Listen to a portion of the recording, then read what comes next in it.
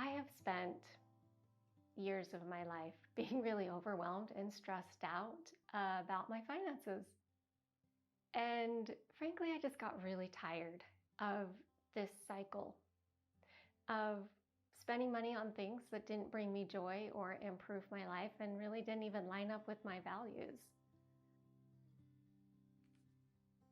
Embracing the minimalist approach to my money habits has completely transformed my life in the way of my relationship with my money and being aware of where I put my money and really being mindful of what's important to me. The beautiful thing about mindful money habits, it's not about living with less. They're more about living with intention. When we align our spending with our values, something magical happens. We stop throwing money at problems and start investing in what actually matters. Here are a few money habits that have saved me thousands of dollars, but more importantly, they have really carved out space, time, and money for the things that are really important to me.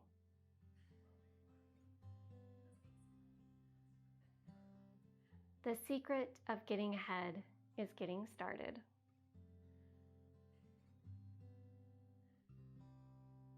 The 24-hour pause rule is one that can be implemented immediately, and it saved me hundreds of dollars the first month I started doing it. Just putting a pin in it when I wanted something for 24 hours. And then if I still wanted it, it was still in my mind, and I was still thinking about it, I would go back and purchase it. But by giving that little window, it really helped stop the impulse shopping. Just when I saw something cute, instead of just buying it like I used to, I would just take notice of it and walk away. The funny thing is that usually I didn't think about it again. This 24-hour pause, I then extended to a week, and now it's more like a month. Because I find that the things that I think I need at that moment, that wanting that's always pulling at us to buy and consume, actually fades. That feeling begins to kind of dissipate, and we stop getting that kind of adrenaline rush when we see something new. This has really helped with buyer's remorse. Have you ever spent way too much money on something that you thought was going to be awesome, and then you get home and you're like, why did I buy this? It matches nothing. I have. And it's awful because then you feel guilty. And, I don't want to feel guilty about my purchases.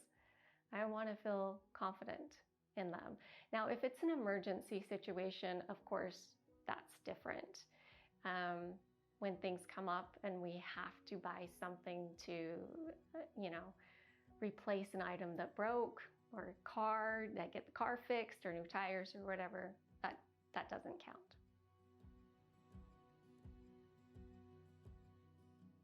Quality investing over quantity.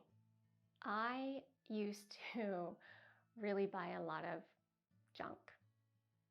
Yeah, junk. And what I found was when I just spent a little bit more money on the quality, but bought a lot less items, I noticed a huge difference because I wasn't always replacing it. It didn't matter if it was like a cheap t-shirt. If the shirt was only $10, but it got a hole in it the first time I washed it, then I would have to spend money to replace that same item. Purchasing quality shoes, game changer. And I only own about 6 pairs of shoes, and so I want them to hold up.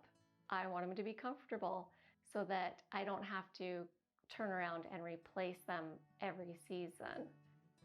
and researching before making any big purchases has really improved how much money I spend on things that will end up breaking. Doing a subscription audit once every few months, what a great idea. Because they're really sneaky and we forget.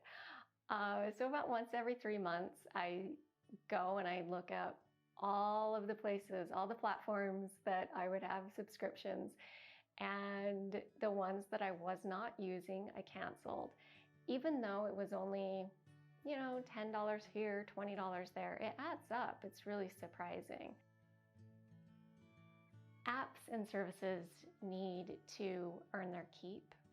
So if I'm not using it within 30 days, then it's gotta go.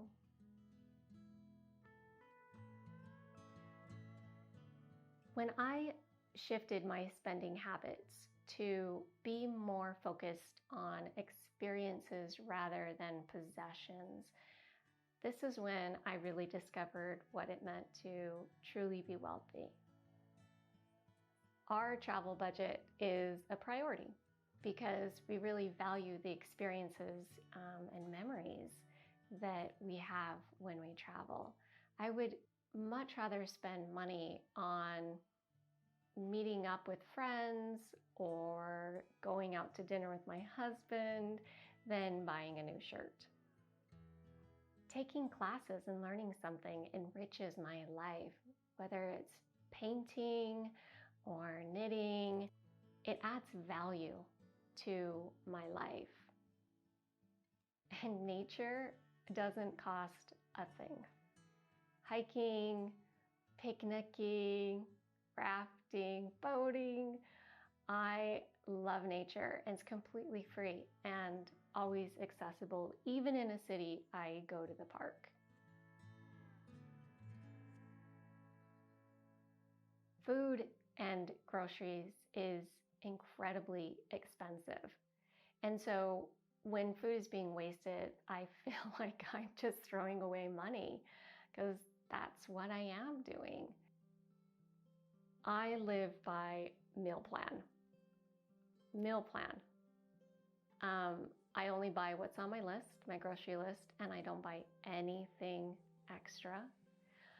I cook and bake from scratch. Saves me hundreds of dollars a month easily. And I always do at least a double meal. So I'll make a big thing of stew, and this usually, since it's just my husband and I at home now, a big thing of stew or soup we will have 2 nights in a row, and then many times there's even enough to have another serving in the freezer. That's 3 meals. So I also do not buy any kind of processed foods or junk food. I mean, that's expensive for my waistline and also for my wallet.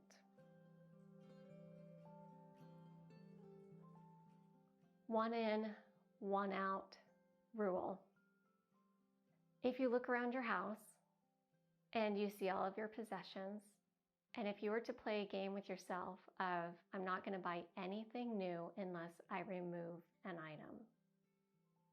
This is a great way to curb spending habits on unnecessary items, but also keeps your house clutter-free. These mindful money habits have really changed my life because they've given me a sense of peace of mind financially, but I feel like I'm in control of my money. And also, I'm just more in tune and aligned with what really matters most in my life. I know where my priorities are, and I know what's important to me. How you spend your money is going to be so unique for each of us, depending on our lifestyles and where we live, and even down to climate. So how you spend your money is perfect for where you're at today. Have a beautiful day, my friend.